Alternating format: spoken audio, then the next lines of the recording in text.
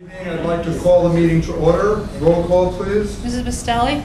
Here. Mrs. Billings? Here. Mr. Sirianni? Here. Dr. Selly? Here. Mr. Pallone? Here. And I hereby certify that this meeting has been published in the newspapers in accordance with the Open Public Meetings and posted as required by law. Thanks. So we have several items on the agenda this evening. I'm going to run through them very quickly and then we'll back up. The first is the program that's being offered by the SPCA on trap, neuter, and release. We're going to have the 2017 beach report with Mr. Zuba and Mr. Martin. We're adding Long Branch Municipal Authorities discussion with Mr. Martin and Mr. Aaron. Best practices with Mr. Martin. Ordinances regarding Ocean Gate development with Mr. Aaron and Mr. Beckelman. 2017-18 road program resolution with Mr. Hayes. And then we're also going to have two presentations, SECA and PAX, and finally the review of the regular meeting agenda. So if we could start with the SPCA, Kevin, with the Yes. trap, neuter, release program. So in your packets and on the agenda is a resolution to authorize this memorandum of understanding between the city and the SPCA to do a trap, neuter, release program. I met this morning with Sid Johnson and Debbie from Animal Control, with Chief Lasitra and Lieutenant Nuccio from the SPCA, because Sid had a few questions and they answer our questions satisfactorily. They're looking to do this program. They'll administer the program. It'll be up to 100 cats in the trap, neuter, and release at a cost of $37.50 a cat, which is only $3,750, which is half of what we spent already year to date on 51 cats. So it seems like an absolute no-brainer. You know, there's no, the fruit of our discussion, there's no magic bullet to the cat problem. There are cat lovers, and then there are folks that are offended by cats and colonies, and there's no magic bullet. We had proposed to you last year an ordinance to increase enforcement and registration of cats.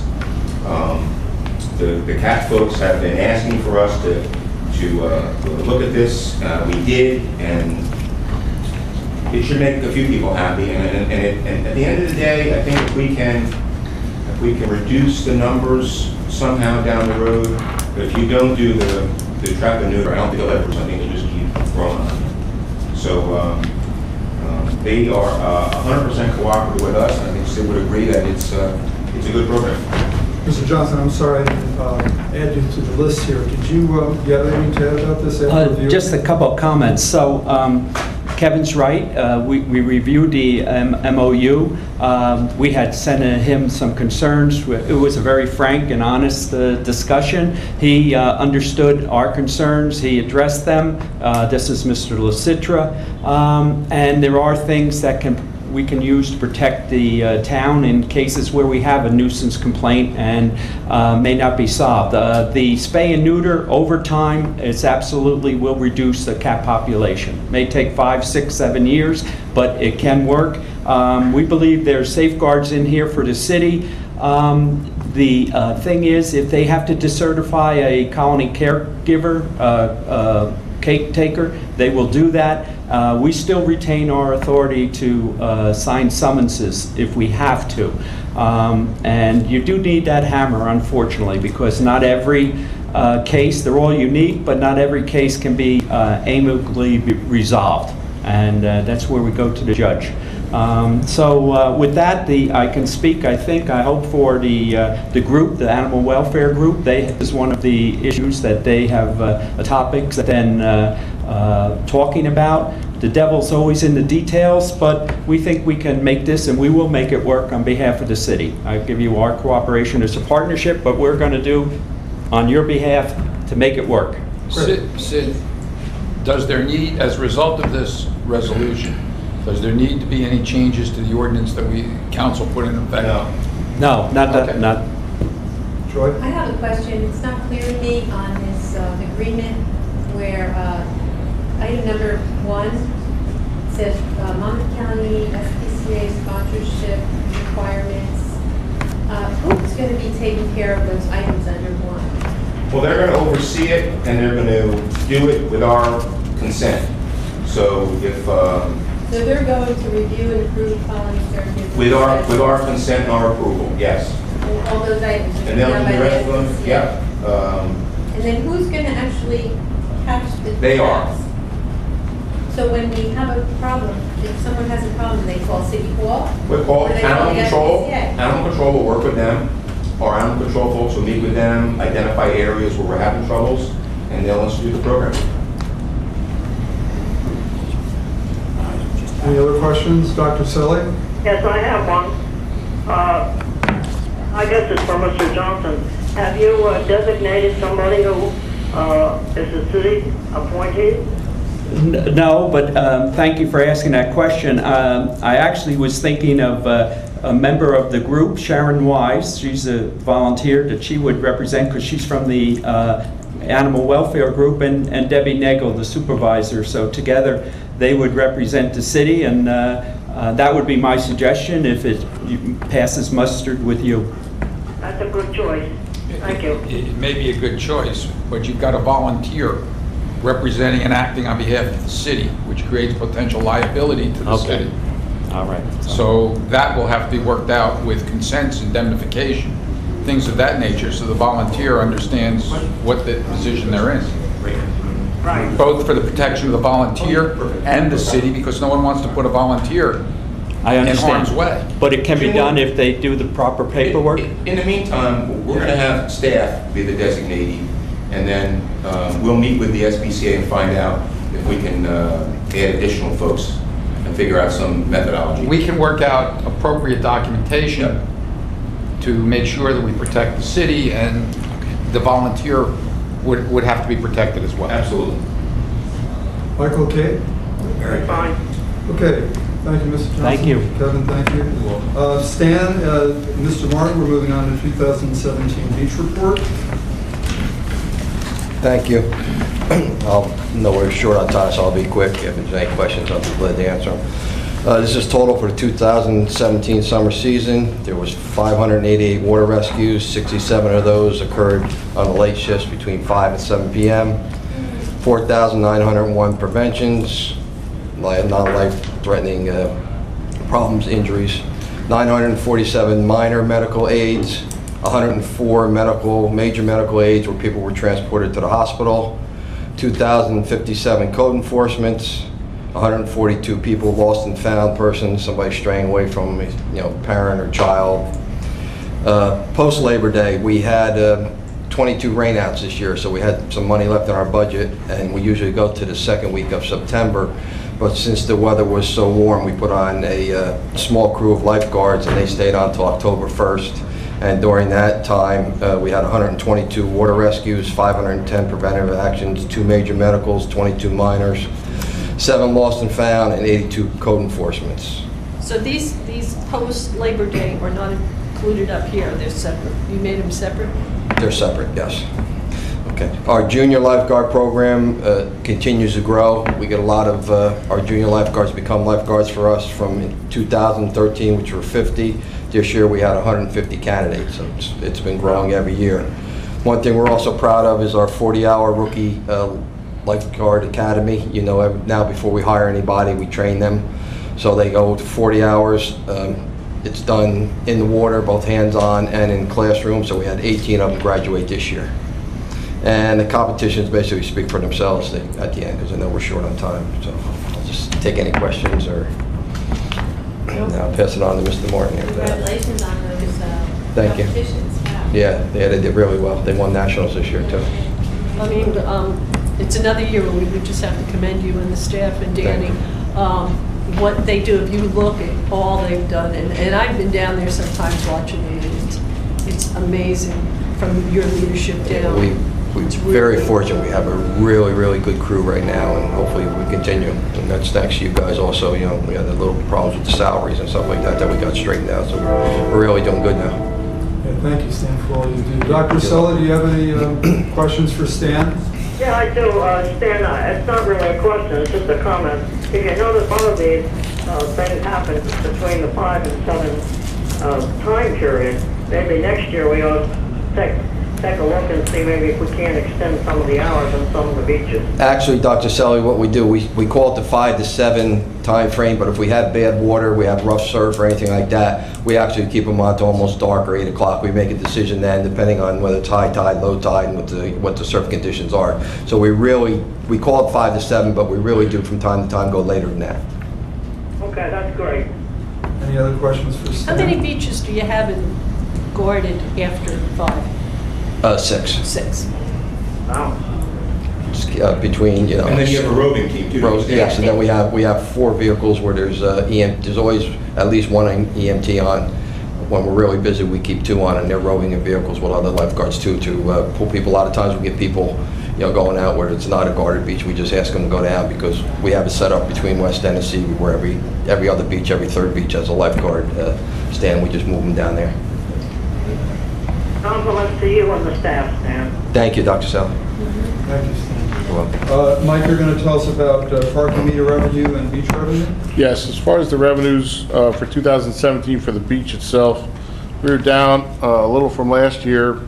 As Stan mentioned, we had 22 rainout days, which is a considerable amount of the season.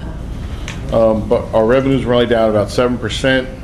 We took in a gross total of $2,005,496. You didn't think we broke too? It was close. Enough to tell Riley. And Riley was right. overall, we're down $152,000 for the season, under 2016, but still a good season overall. As far as parking meter revenue goes, we increased the amount of our lots, and we increased fees on some of our parking spaces. And with the even still rainout days, we increased our parking fees over last year by $81,579 to take in a grand total of $1,498,761. Probably with another day of parking, we could have reached $1.5 million, but we were close. Something to strive for next year. That's the extent of my report. Does anybody have any questions? This year was the first year we sold adult day badges out of the parking meters, and it seems to have been quite popular. We sold almost $223,000 worth of badges through the parking meters in the first year. So, and that was primarily, you could have bought them out of any meter, but we set up 4 meters right by the beach just to strictly use for badges themselves. So we're gonna hope that catches on and get more badges through the meter. And that basically, it took a while for that to catch on. Otherwise, I think we'd even doing more. But once the people knew about it, Bubs they early on, really Stan, liked too. it. Yes. Less of a line, just convenience issue. Less of a line, convenience, and when we first started, they had to buy 1 badge at a time, so if we had a family of 6, they had to stand at the parking meter and keep putting it in. So Nikki got that done, you know, got that fixed where you could buy up to 6 at a time, so it really worked out well. It also enables you to pay for your beach badges with a credit card, which we didn't have that ability to do before. So it's expanding our services. What kind of credit card fees are we paying? We're still just under 3. It's kind of standard. It varies per card, but they range between 2.5% and 3% by the card. Mike, what was the increase in revenue adding the downtown lots for Chandler and that area? I don't have the specific parking lots broken out. But what about from that area? Do you have that? No, not by area. Not today. Just the total. I could look into it and get it to you though. Any other questions for Stan or Mike regarding parking and beach revenue? If not, Stan, thank you very much.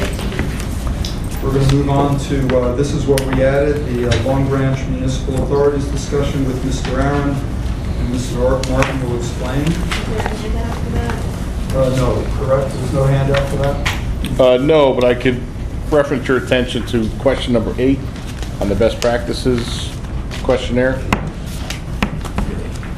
This discussion is primarily in response to that question. As you are aware, many municipalities create authorities for almost anything, and there was a rage back in the 70s to create authorities to take over different municipal functions of government. Those authorities all have to be funded, they all have to be staffed, and as a result, the city of Long Branch limited for years the number of authorities. There was a sewage authority, there was a housing authority. And I think it goes without saying that you can understand the benefits to a separate sewage authority, the skill that it takes to operate those, the special knowledge one must have, and the benefit that is obtained to the city from a housing authority. I think just in your tenure, and Mary Jane and your tenure, which is the longest, you go back and see all of the projects that the housing authority has brought to fruition, the funding sources that they brought, and the tax rateable income to the city, so that neither of these authorities are a burden. You will remember when we started redevelopment back in 1996, the city established a parking authority. Now that authority could have taken hold, but in order to do it, there would have to be additional burdens to the taxpayers. There would have to be funding for it. There would have to be an executive director. There would have to be an administrative staff. Then there would have to be commissioners, and the city felt that that was not necessary and appropriate. Under best practices, the Trenton, through the state government, has decided that the city should discuss this on at least an annual basis and report at the meeting at which it is discussed. So this is the basis of that discussion. We continue to not fund, we meaning the city continues not to fund. The legal department continues to recommend non-funding of the parking authority, not necessary at this point in time. And the legal department continues to support the fact that there should be an independent sewage authority as well as an independent housing authority. Those are totally self-sufficient and do not add taxpayer dollar, add to the tax burden of the taxpayers to create additional funding for entire clerks, attorneys, auditors, etc., which would only go to the bottom line of the budget of the city. And that's basically the report. Mr. Martin, anything to add? Nothing more than Mr. Aaron already covered. That's all I have. Any questions from council? Those authorities do have their own staffing and go through their own audits. We're not doing their audits. That's correct. What you're explaining. Everything that they do is separate. It's separate. That's right. Dr. Selly, any questions? No, thank you for asking. Joy, Kate? At what point would we reopen the parking authority? If it became conceivably necessary to have discussions as to what the role would be of a parking authority, what income it would have available to it, what its potential expenses would be, what a pro forma would be to see if it would be self-sufficient, for example, to determine whether or not it could pay for itself. And if it could, with the staffing that it would need, then conceivably the city at that point in time may determine in its wisdom to do it. Think in terms of they collect all the parking revenue, and then they have their own bonding capacity to build garages, assuming that there's sufficient revenue, and then they would have to be back with a full-time credit in the city. That's where we got with it, got 10, 12 years ago, when they were talking about what we could probably avoid. So it was an expensive possibility, but it might work sometimes. And they get to control the revenue. It's only, that would be their source of funding. But the state was looking for a department development process, just, they never required it. But right now, all that funding goes into We collect and use it. City The budget. general fund. City budget, right. That's correct. So we would be. Sometimes, I don't, Yeah. who has a beach authority around here, anybody? Belmar has a Belmar. beach authority. And a parking authority. Asbury Park has a parking So authority. it is preferred though, isn't it? What? To keep the parking Works for us. income in the general fund? For the city of Long Branch, it's working well for funding. Or property taxes? Yes. I certainly prefer it. I think your chief financial officer would I mean, jump up and down if you you're took all taking that revenue you're away. taking that revenue away Yeah. from taxpayers. That's why we put that in. Any other questions? If not, we're going to move on to, with Mr. Martin, to best practices, the worksheet. And Mr. Martin, just for the benefit of our audience, can you just briefly explain what you're going to be discussing here? Sure, thanks. Best practices is a state-created guideline of questions in order to channel towns into doing what the state feels is the best way to run their city. I don't know if that's the best explanation, but it's kind of my interpretation. To get everybody uniform on the same page, not all laws are interpreted the same, not all statutes are followed in the same manner or at all for that matter. Best practices is a guideline. It's suggestions, it's direction. And these questions kind of make sure that you're following their direction. And that's pretty much the size of it. We have fared very well in the past couple of years with best practices. It's always a moving target because a lot of times they change the questions. So you don't exactly know what they're going to ask and what they're going to penalize you for or not penalize you for. A couple improvements. This year we have successfully eliminated longevity from all our collective bargaining agreements and our non-union people. So that is 2 questions here that we would have gotten no's for that we were able to answer yes this year because this is the first time we've eliminated that. We still have a few more tweaks in the contracts to do. They want cutoff dates for sick time payouts, like if you start after a certain date, you won't receive any eligibility payout for sick time upon retirement or anything of that nature. The white and blue collar contracts have that in there, but the other contracts do not. So as they come due and turn over, we'll have to address that through collective bargaining negotiations. This year, we got 21 questions with yes answers or not applicable. And that puts us right in the sweet spot of no penalty on state aid. Why don't you explain a little bit further on that? State aid is granted to a majority of the municipalities in the state through energy receipts, and it's called COMTRA, and it escapes me what COMTRA stands for at this point in time, I'm sorry. But if you don't score 21 out of 25 with yes answers or positive answers, they will penalize you with your state aid. So they found out people weren't just voluntarily complying, so they decided to hit them financially and take their state aid. On the back page you can see, or second to back page, oh, that's in a little. So we're at 21? We're at 21 correct answers. The back page. It's on the local finance notice. Yeah, here it is. Yeah. And those penalties are pretty significant. So I mean, for us. It could be. It could be depending on the size of the contra aid and energy receipts tax. 100% of the final payment is a couple $100,000 for us.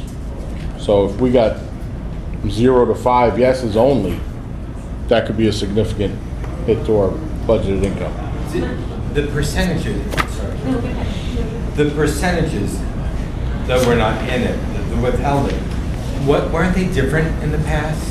Like 10% or something like that? Could have been as low as 10% of the final payment, yes. I vaguely remember that, not exactly, I mean, this is but. a bigger jump at 25% being withheld. Yep. I remember a smaller. It could have went up in 5 different increments, like 10, 20, Yeah. 40, So 60. They're a little harsher now. But they have less questions.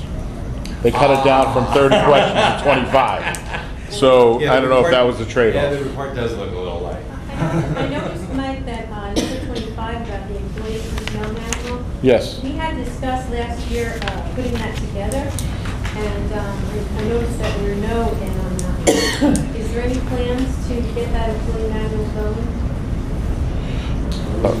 There are plans. Apparently there was there was some personnel matter update when Mr. Woolley was here. He had talked about they were starting to devise one, but then I don't know what happened to it. Yeah, like 10 years ago, when Mike Masula was his assistant, I think they were working on it. I'm not sure if it ever got done, but maybe they have to look into it. I think I'd be more than glad to help. I really think we should have something like that. Okay. It's definitely something to work forward for next year too. Yeah, We can give you your, could've- we can give you copies. We were close at 21, right? Too close for comfort, yes, Yeah. absolutely. So, I mean, We can use having the extra. it play, this is the second year I'm noticing, I don't know if it was in there, but. It's been in there at least 3 years that I can 3 remember, years, right? yeah. And, something like that, I think that would be a good decision.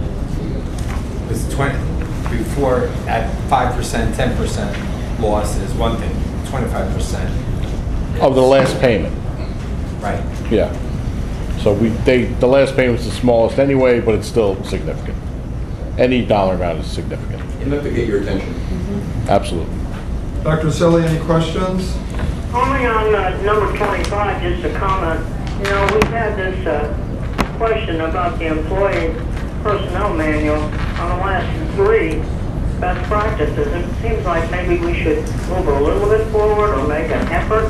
Yeah, that's what we're talking about. Just a comment, Kevin. Yes, ma'am. We're going to work on it. Okay, thank you.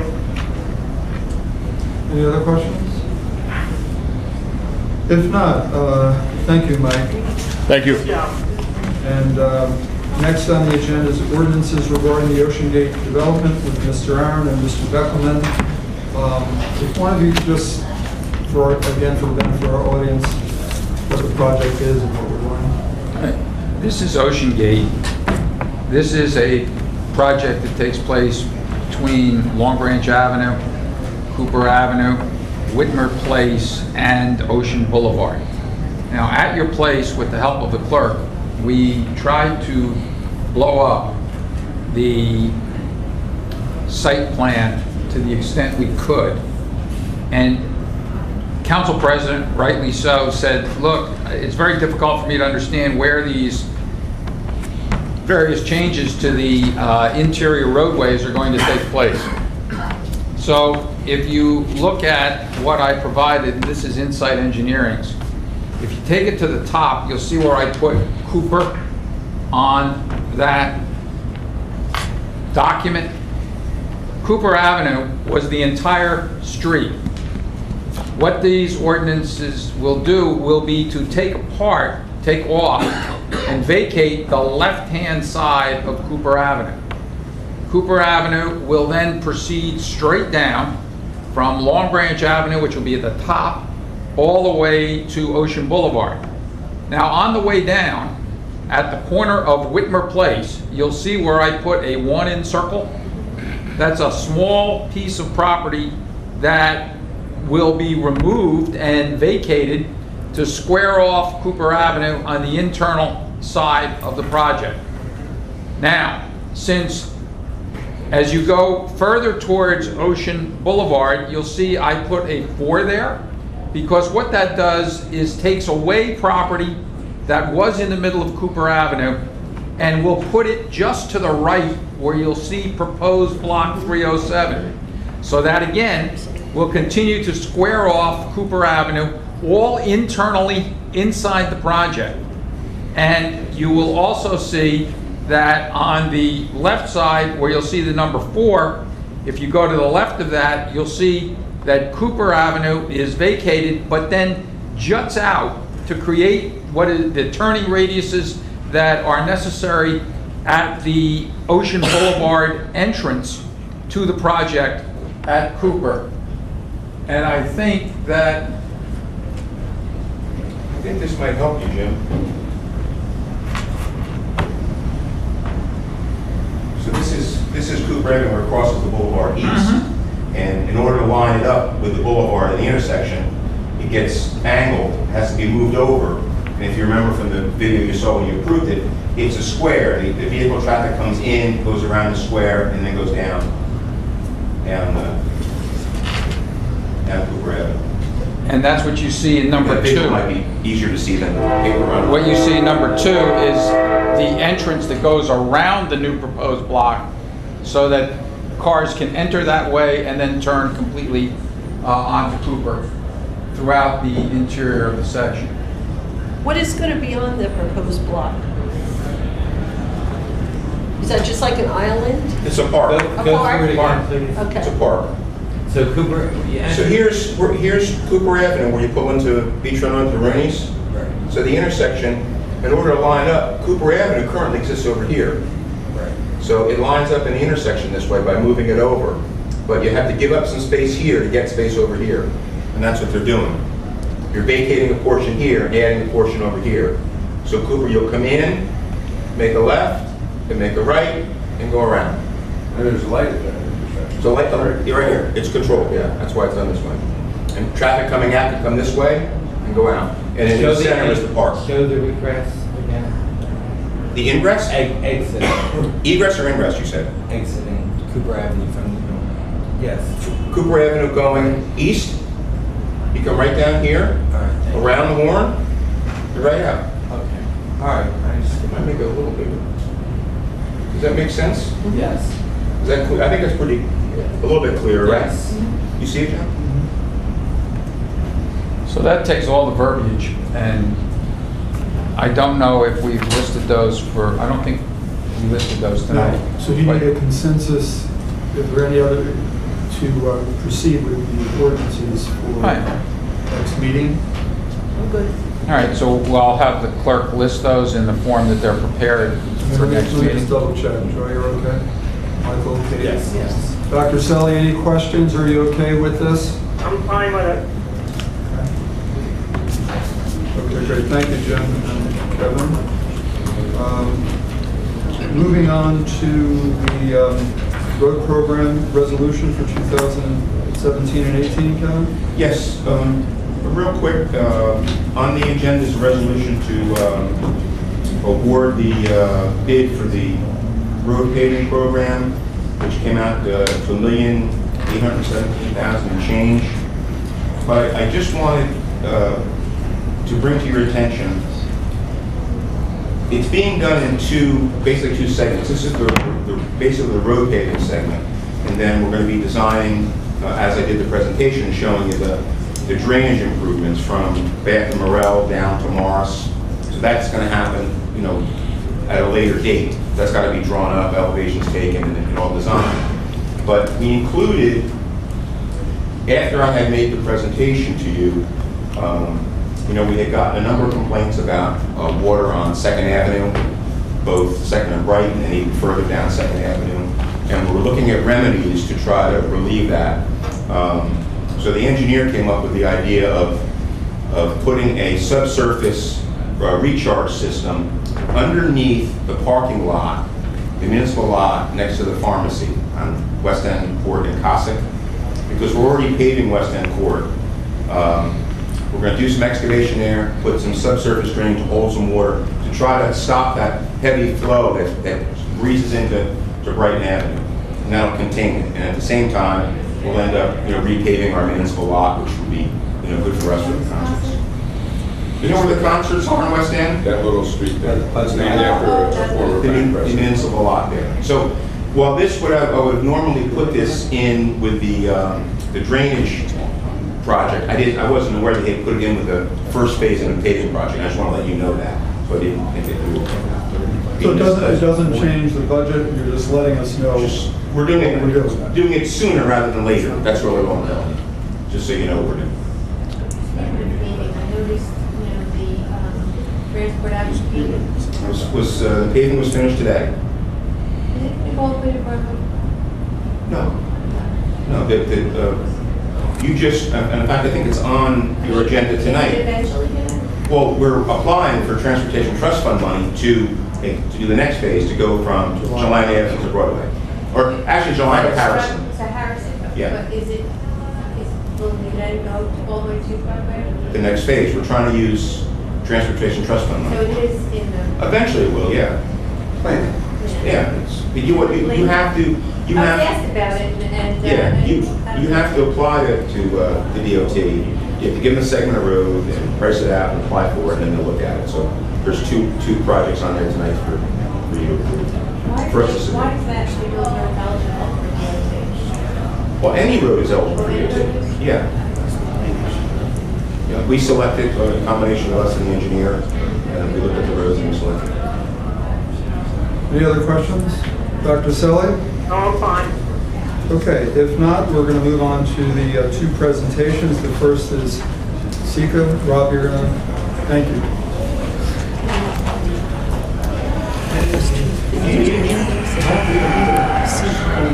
Mr. Mayor, good evening. Council President Martin McGann, on behalf of the developer.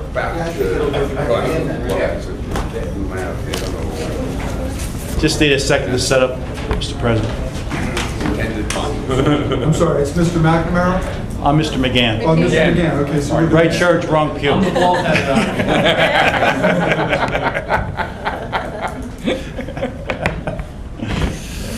This is commonly referred to as the Sika building. This is 23rd Avenue. It's been vacant for many, many years now. The subject matter of foreclosure. My client purchased it several years ago and now wants to rehab the building. Converted into approximately 5,000 square feet of commercial on the first floor and 13 one-bedroom apartments on the upper levels. In conjunction with that, there is an accessory parking lot on the north side of it, which will be totally redone. And as part of the redevelopment plan, in conjunction with conversation with Carl Turner and Kevin Hayes, there is a Chamber of Commerce lot also, which adjoins the property, and also a lot owned by the city of Long Branch, which is part of the improvement of this plan here. So those two lots, with the consent of council, obviously we have the consent of the chamber already, will be incorporated into the plan for shared parking arrangement, and those two lots will be totally rehabilitated, resurfaced, landscaped, striped, and the ingress and egress pattern will change as one comes off of Broadway, will circle through the property and out onto 3rd Avenue. Tonight we have Mr. Monteforti, who is our architect, who will go over the rehabilitation aspects of the plan of the building, and Brett Pappy is our engineer. He'll briefly discuss the work to be done on the parking lots. Thank you. Mind your way, gentlemen? Thanks. I'd like to just go over some of the buildings so you get oriented with it. So at the bottom of our page here is 3rd Avenue. So currently the building is pretty much open space. So our thought was that we have the parking lot here to try and create this kind of a corner property look. So we created storefronts that run along our parking lot with units that open out onto the parking lot. And then we also have units that face on 3rd Avenue along with one of the entrances to the residential units above that we're adding on the 2nd and into the attic space of the barrel vaulted roof. We also have a main entrance back here where the current elevator is. We're going to refurbish that. So our residential units would enter here and go to the elevator. We have storage units on this level for the tenants, as well as a bike room. And there's a current basement that we're kind of not really doing anything to that. Then on the 2nd floor is over to the right here. And you can see what we're doing with these small, we're doing the 13 small one-bedroom type units with a loft. So they're all basically lined up down the hallway. I'm sorry, wrong page. So we're lined up down the hallway here. You have our 2 exits.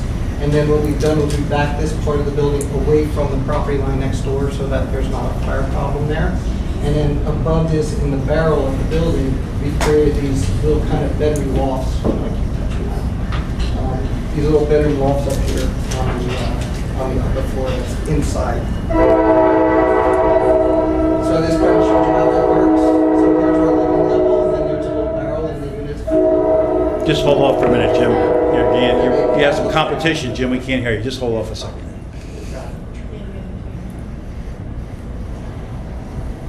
Okay. You're hired. So then as we're reorganizing the exterior facade, and we're adding some wood looking material to accent the building with metal panels, very kind of contemporary looking building. This is what faces Long Branch Avenue. You can see we're adding a lot of storefront with little Broadway. No. Third. Third. And then I got 2 projects. So this is what faces 3rd, and then this is what faces our parking lot. that's pretty much the architectural. Have any materials there, Jim? You have a material board? We do. You do? Okay. Wait, I have some. No, If you need it? no. Okay. We reviewed it and we can All right. attest to council it's fine material. We'll bring it to the planning board. Looks great. Are these rentals or for sale? They're rentals, and we are doing regular mortgage municipal. And how, I can't read, how large are they? Between 800 to 1,000 square feet. And then the parking lots, Frank can address the parking. That's going from live work to conventional units. We have to change the parking ratio to from 1,000 square foot per parking space to 2 per unit as a result. This is But on the parking lot. well, Brad, I get into that. What you said. When the train was coming? Yeah. I know the train's coming. He showed you the lofts. So, yeah, I showed you this section that shows how this is the existing aisle. This is the existing, there's a barrel vault, and it's got trusses, and they're about 20 feet apart, and then the purlin is stretched. So we were able to make this a cathedral ceiling, like a rounded ceiling, and then lofts that look down. And then the units have windows here that look down into the balcony, so everything's backed up off the property line, just go right on the property line on this side. But we look over everybody. But you're leaving a lot of the interior similar to what it was, right? You're not demoing the whole inside. No, of we're the within building. the envelope of the bill. We haven't done a single addition to this structure. They'll get the Right, that's what I remember when Yeah, it's you gonna be presented. redid. Jim, explain the additional level you're putting in there, but you're not changing the height of the building because it's... This is the barrel. He did, he talked about the loft above the first floor. Okay. One thing we are doing is we're filling these retail units because of the way the grade works. Instead of having like ramps going up, we're going to have to fill the slab on the first floor to bring that up every floor. So we have, everybody can just go right in. And then, Brent, we got to talk about the parking lot Yes, improvements, if you would. absolutely, and, This is Brent Pappy, he's our professional Thank you engineer. very much. As Mr. Deanne previously mentioned, our project is going to involve improvements not just only to lots 13 and 14, which are, I'll just draw them with my finger here, okay? They encompass the existing building that Jim just went through the details for, which is highlighted here, and then this existing parking lot here, okay? This parking lot's paved but not striped, and the existing condition, it's in poor condition, it's cracked, it suffered some fatigue over time. So as part of this project, we're actually going to improve not only the parking lot here, which is fenced off from the Chamber of Commerce lot, which is lot number 7, and the city parking lot, which is lot number 9. So all these parking lots back, which only have access from Broadway, okay, and this parking lot only has access from 3rd, will be merged into one parking lot that'll serve all the buildings within these 4 blocks. And I show the existing buildings here in gray. Just to add to that, as I mentioned before, the buildings surrounding us are other commercial buildings, okay? There's a vacant parking lot, I guess, or a vacant gravel lot across the street. There's a gas station, I guess, to our west, and these are commercial buildings. There's a chamber building right here. Jim just previously discussed the floors of the building and what we're doing within our building here. The objective here is to have handicap parking somewhere close to the front, so that, as Jim mentioned, there's easy access, fluid access to these storefronts. We're introducing some landscaping within the parking lots where none exists. We're trying to shade it, make it greener, and give it some more color and aesthetic. We're also proposing stormwater management improvements voluntarily. Right now, the site is completely impervious, so we're not a major development by any means. But as part of the project, we're going to incorporate an underground recharge system. So we're going to connect the roof drains, part of the roof by roof drains, and part of the asphalt area that currently drains toward 3rd Avenue. It'll be collected into an inlet, which will go into 2 24-inch storm pipes underground, about 16 inches per hour, tested soil permeability, so a pretty good recharge. And we're going to hold back 100% of a 10-year storm, which is an added benefit to the improvements as well. With regard to the parking, you can see right now, this is a picture of the existing conditions. As you're coming off of Broadway, there are parallel parking spaces. They're pretty tight. There's not a lot of room to navigate and back in and back out. They're angle parking. They're angle parking, 45-degree, I'm sorry. And then as you navigate further into the parking lot, there's 90-degree parking up against this one side. This side's got parallel parking, not really used, so I think up against the chain link fence.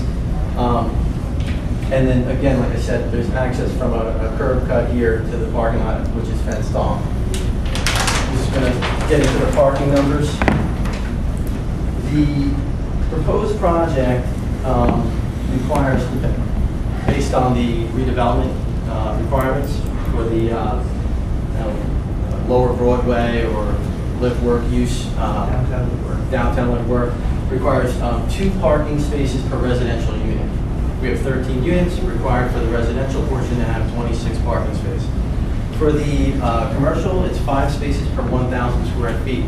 For just over 5,000 square feet, we're 5,484 square feet to be exact, which calculates to 27 parking spaces. And in total, we're required to have 53 spaces, which, if you do the math, leaves us with a deficiency of 16 parking spaces. There are approximately 5 on-street parking spaces at the frontage of the building. We are seeking a variance for the difference. A waiver. Brent, so presently, how many parking spaces are on site? I mean, you're reconfiguring all the parking, you're going to come up with 37 parking, and that's shared parking arranged because obviously people living in the apartments are at work during the day, and there's benefits associated with the utilization of those spaces during the day. So you'll wind up with 37. Right now you have sort of disjuncted parking though, right? I mean, you don't have a good flow through. It's not fluent. In addition to that, right now you can egress onto Broadway, and I don't know if that's something that the city would... It's a problem. It's a problem from the traffic safety. So we're proposing one single ingress and a single egress to make more fluid, safer flow of traffic through the site. And you've been working with the chamber, I mean, with the shared parking, that they're Yeah, okay with it and this, chamber. and everything's good with Howard them? came back and we made some tweaks and some changes, and they agreed, and They've adopted a resolution, which I received today, Oh, okay. to permit us to proceed before both the council and the planning board. Okay. We do need the council to consider giving the applicant the consent, because it is your property also, the city property, to proceed before the planning board. And we are... It's a shared parking concept. Right, right. He's going to reconstruct it, stripe it, and maintain it. Right. If I hear you correctly, the bottom line is even with the parking deficiency, it's going to be a lot more fluid and better parking arrangement going in and out of it. Exactly. We're also giving a wider drive aisle here because we're eliminating the 45-degree parking up on the west side, and we're going to have 2 parallel spaces, which gives you more width. Which we need to do for getting trash collection. Do you have any specifications for the lighting yet? We have done designs and we submitted them to the board engineer for review. So we do have plans for lighting. It involves some, I think, wall-mounted light fixtures and a combination of some pole-mounted fixtures, LED, throughout the parking lot, yes. Just to meet the light levels. We're keeping them That area has been a bit of a dark and problem. right. There's utility poles that come through that we're going to have to remove and have the utilities buried underground. There's other things that we're planning on doing to make it look cleaner, if you will, with eliminating some overhead wires and things like that. It'll be more, attractive looking, and from from an upstory residential unit, it will look nicer with the landscape. Kate, I don't know if you agree, but we meet there bi-monthly with the UEZ meeting. I don't even attempt to go in because it's just really hard to navigate. It's a dead-end bay in there. Once you go in the back there, you're stuck in that back. Yeah. Well, our intent is to make it more welcoming and more now. So with this plan, how many do you have? Parking spaces? 37. Proposed was 37 spaces in total. But you're still off by 16. And like I said, there's some parking on street, not that they count, but there's 5 spaces approximately in the front of the building. And then, I think there's some discussions about having other people use the lot at different times of the day and offset the difference of what's currently being parked there now. So. Can I ask a question? How many people do you anticipate being in the building during the day? with the tenants on the first floor, I mean, we're thinking probably 1 to 2, probably 2. Well, you meet your parking requirements during the day for the commercial. Right. It's about 27 spaces. You have 37 spaces on site, plus parking on the street. Plus, there's a very large municipal lot across the street with 68 spaces there, which is presently underutilized. So as we see it, with the parking available on 3rd Avenue and the overflow parking into the municipal lot, which has 67 spaces, it appears you have more than enough spaces. You are attributing 2 spaces for each 1-bedroom apartment too, and typically you would do 1 space with a 1-bedroom apartment, or a space and a half would be the formula, but your criteria is a little bit higher on the 1-bedroom apartments, it's 2. So we feel confident that this site can be parked adequately. My concern is there are a lot of people that live in that area park in those lots. And are you going to have a way to control that so it's only... Yeah, that's a good point. I mean, We're going to have to control the municipal lot. Yeah. But you know, if you... You're not supposed to park overnight now in the municipal lot, so we'll have Yeah, to look but at if that. you go into like Jake's office, there's cars there, you know they're from the apartments up down the street, so that's gonna cut into the parking also, unless we find a way to control it. We'll have to regulate it. Yeah.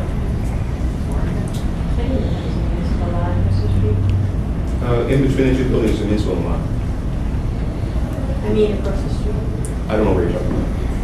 Across what street? Belmont, I think it's Belmont? She's talking, when he says across the street, he means the Belmont lot. Belmont. You mean The one behind the store? Yes, I believe that's what It's he's not talking directly across. Yeah. Okay.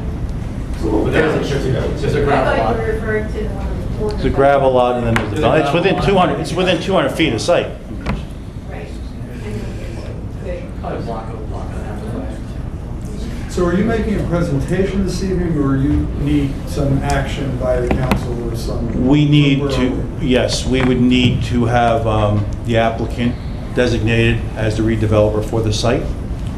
We would also need the consent of the council so that we can proceed before the planning board with your property, which is Lot 9, okay?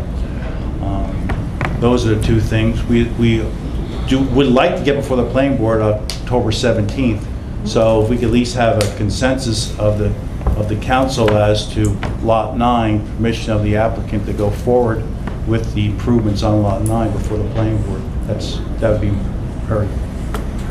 October 17th, you already have an application in? Yes, we do. And notice? Yes, we do. So, How are we gonna get it to it? We say, get a consensus, it would be all right. If we get a consensus and just make it subject to a resolution being adopted. So it's the chamber building, and it's right behind. Rob, do you have a resolution for this project? No, the presentation was tonight, and then we could discuss some of these issues in executive, and then you can make a decision on the consent for the planning board and then the actions to be taken at the next meeting. No action is being asked for tonight, except perhaps a straw vote on okay, so. Not for executive. Okay, so do we have any other questions for Mr. McGann, Mr. Pappy, or Mr. Murphy? Mary Jane, Dr. Selly? I'm fine. Thank you, gentlemen. Thank you so much for your time and consideration. Mr. McNamara?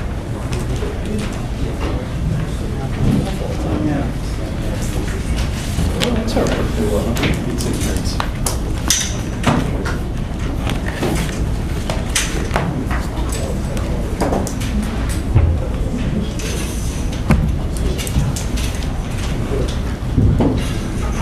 Gentlemen, could you introduce, or Mr. McNamara, if you can make the introduction? Pat McNamara from the law firm of Scrincy Hollenbeck on behalf of the applicant. Joel Pereira from Pax Construction. Antonio Pereira from Pax Construction. Thank you. By way of background, this project has been in various permutations dating back almost an entire decade. We received planning board approvals back, I believe, in February of 2008 and entered into a redevelopment agreement with the city around that same time frame.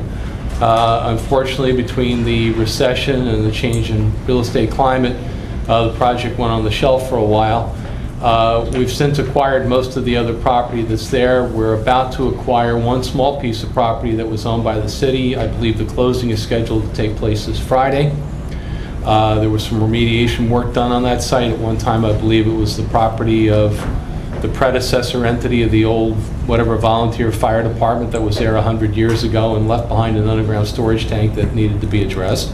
That work has all been completed to DEP satisfaction.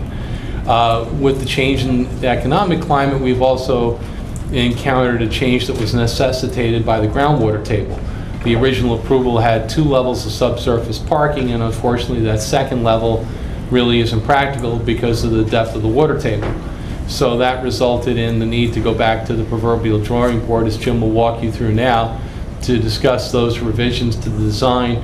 As Mr. Beckelman said, we're hopeful that you'll act favorably upon this in due course so we can take this back to the planning board. Jim? Thank you. I prepared this exhibit. It was really hard for me to figure out and show you all these sheets of drawings to compare the two. So I put the 2 projects side by side, and hopefully I'll be able to walk you through this. So third is at the bottom. Belmont runs up vertically. This is the project that we previously got approved, which is on the right. You can see the size of our garage is actually a little bigger. The garage over here is smaller. It's 1 level. It doesn't go down as deep. We have 39 cars in the new garage. And when we shrunk the size of the actual building, we were able to get more surface parking underneath the building. How many do you have in the other one? In the garage, well, our total parking spaces in the other building were like 90. We had 95 spaces because they were stacked. They were like they were on lifts. Okay. Yeah. So we've done away with that. Now we have 39 inside the garage, and then that kind of prompted redesign and rethinking the project. So I can walk you through that. Then I looked at this. We looked at the first floor. What happened here? The changes on this floor are that there's less retail space. We still have a restaurant. We have 2 other retail spaces. We've reconfigured our main entrance for the apartments above, the work units above, to be facing 3rd Avenue, which I think is a plus in this particular design. Our circulation, again, still goes around the center. Right on time. Some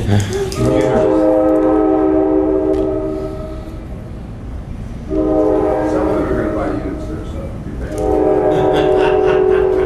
If they didn't commute, you know, you'd have less buyers or renters. We just want to fill it up. Anyway, so the circulation again comes around. We have had many discussions with the town engineer about the circulation, the ramp, the heights of the ramp, the flow of the properties, everything kind of circulates around. You can see we have a large truck, garbage truck, fire truck coming around here. Our circulation into the garage is here with a little stop gate here. Inside the garage is strictly for the residents that live on the property. So that parking is much more controlled. And then the surface parking will be available for anybody who wants to come and use the property. Now, the thing that gets a little tricky is that we're proposing 24 units, and if we're going in with a live-work project, and the water kind of has never been tested, so it affects the parking ratio a lot. So in the live-work scenario, our unit count will require 56 spaces for the project, and in the market rate scenario, we require 82 spaces. So what we are proposing is to try and make the project work the best we could and do improvements if this were to have to change over due to market reasons. So if you add the 2 spaces per unit, it increases the parking by quite a bit. So we're proposing to resurface this entire lot and revitalize this space, as well as all the street parking around the building. And then I would assume that we would probably be asking for a waiver if we're going to do that at that point. So that's what we're proposing as far as parking goes. There are 63 spaces on site, and there's 12 spaces around the perimeter, and we would be required to have 82. So you're approximately 10 under, did I hear you right? 63, 12 is 75, 82, so 7. If we were to count the street parking. Okay, and you're going to refurbish me? We're refurbishing this. I can show you that. Yeah, please. A zoning. The scope of that refurbishment will get addressed in the amendments to the redevelopment agreement that Mr. Beckerman and I need to work out between the respective parties. So it will be memorialized. So it's this entire lot. And then you can see our property. And that's the city lot. That's the city lot. Yes. Right. And then you can see we do straddle two zones. We're downtown commercial and we're... So what you'd be really doing is encouraging your business, restaurant patrons, your business patrons, your public parking that you're going to retail. Your residents will have enough for on-site. No, we have more than, I think we have more than parking for the residents. Yeah. This building here was previously approved and like you announced, 90% done with the construction drawing. So this building will start shortly, we hope. This is the cafe building. It's an infill project on that side of the street. That's got all its approvals.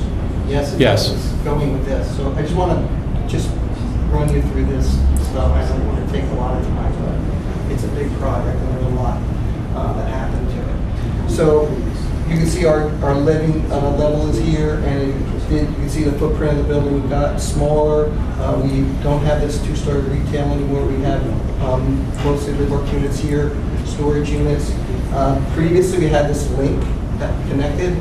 When we were trying to work the fire truck and the garbage truck, I had to raise the bridge a couple of feet, and then the floors didn't line up, and I couldn't make the ADA work. So I've created a new link between the two buildings, which I'll show you if I can actually see it here. I've created this archway that connects the two buildings on the first level. And what I try to do architecturally is to do more of the arty look at the top, so it's not all brick and so heavy anymore. And it kind of draws your eye down to like street level as being retail and more residential. It's no longer a functional bridge across, it's just architectural. It's just an architectural feature now. And you've also expanded the use of the rooftop for the new building, Jim? Well, I did because we're not really looking to do anything physical to the Brentford building other than some aesthetic features on the outside. And we're kind of eliminating this rooftop, but I added more of the rooftop up here so to meet the open space calculation. And you've got a materials board, or one's been already provided? I do. This is our material board.